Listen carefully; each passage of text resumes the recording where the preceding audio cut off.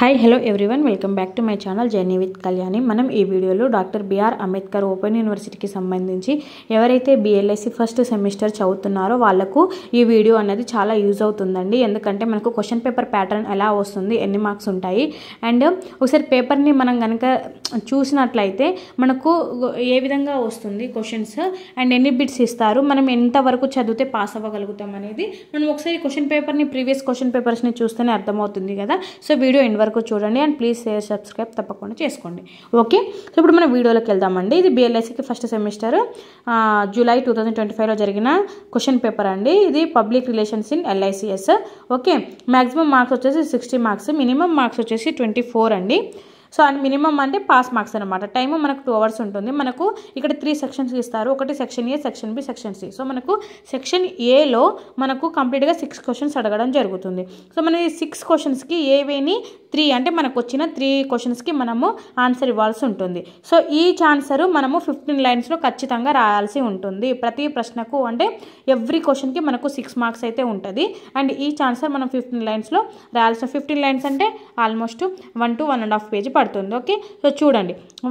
One వచ్చేసి explain about internal public relations, అంతర్గత పౌర సంబంధాల గురించి వివరించండి. Explain about barriers of communication, భావ ప్రసాదానికి అవరోధాల గురించి వివరించండి.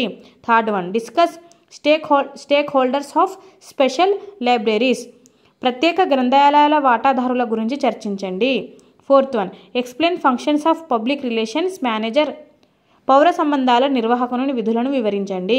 Fifth one, explain about extension activities in ఎల్ఐసిఎస్, తెలుగులో గ్రంథాలయ సమాచార కేంద్రాలలో విస్తృత కార్యక్రమాల గురించి వివరించండి. Sixth one, discuss about social media, సాంఘిక ప్రసార సాధనాలపై చర్చించండి. ఓకే, ఇప్పుడు మనకు సెక్షన్ బి అండి. సెక్షన్ బిలో మనకు 3 క్వశ్చన్స్ అడగడం జరుగుతుంది. ఇందులో మనం ఏబి ఆప్షన్స్ ఇస్తారు. అంటే 7, ఇప్పుడు ఎగ్జాంపుల్ చూడండి, 7 క్వశ్చన్ అడిగారు. ఇందులో ఏఆర్బి ఇచ్చారు. మనం ఏదేని మనకు వచ్చింది చూస్ చేసుకొని ఎగ్జామ్ రాయాలి. ఓకే, సో మనకి ఇందులో మనం 3 ఖచ్చితంగా రాయాల్సిందే.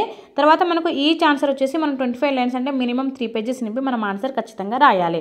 ఓకే, సో చూడండి. 7th one, A discuss importance of communication in the society, సమాజంలో భావ ప్రసార ప్రాముఖ్యతను చర్చించండి. Or B, write about the classification of media, ప్రసార సాధనాల వర్గీకరణ గురించి రాయండి.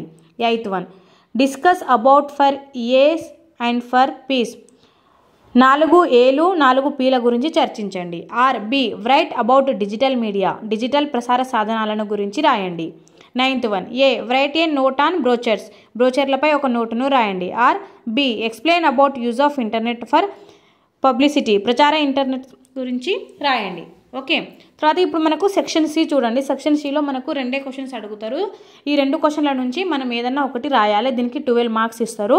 సో మనం ఖచ్చితంగా ఇది 30 లైన్స్ అని అంటే మినిమం 4 పేజెస్ నింపి మనం ఆన్సర్ రాయాల్సి ఉంటుంది. ఈచ్ ఆన్సర్కి 12 మార్క్స్ అనమాట.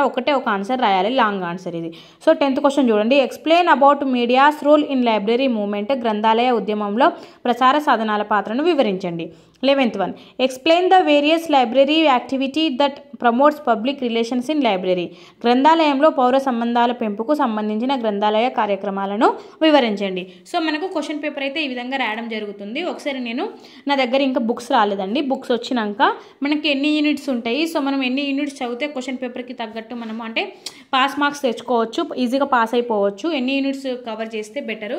ఒకవేళ మనం ఏ ప్లేస్లో మనకు మార్క్స్ రావాలంటే మనం ఎన్ని చదవాలి, ఎట్లా చదవాలి, ఇంపార్టెంట్ క్వశ్చన్స్ కూడా నేను షేర్ చేస్తాను. And thank you for watching.